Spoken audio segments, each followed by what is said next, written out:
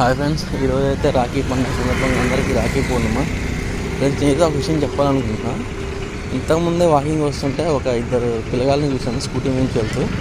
వాళ్ళ వయసు 8 సంవత్సరాలు కూడా ఉన్నారు. వాళ్ళు స్కూటీ నడుపుకుంటూ చాలా ర్యాష్ డ్రైవింగ్ చేస్తున్నారు. వాళ్ళకి ఏమైనా ఒక బాధ్యత ఉండదు, ఏముండదు. వాళ్ళకి ఒక డ్రైవింగ్ లైసెన్స్ ఉండదు.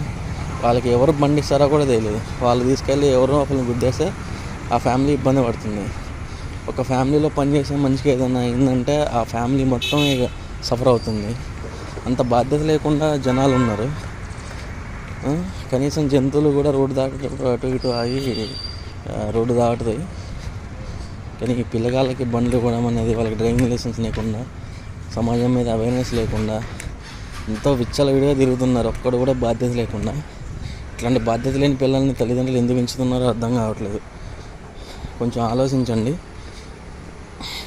దయచేసి డ్రైవింగ్ లైసెన్స్ లేని, కొంచెమన్నా అవేర్నెస్ లేని వాళ్ళకి బండ్లు ఇచ్చి సమాజం మీద తిప్పకండి. దయచేసి అర్థం చేసుకోండి.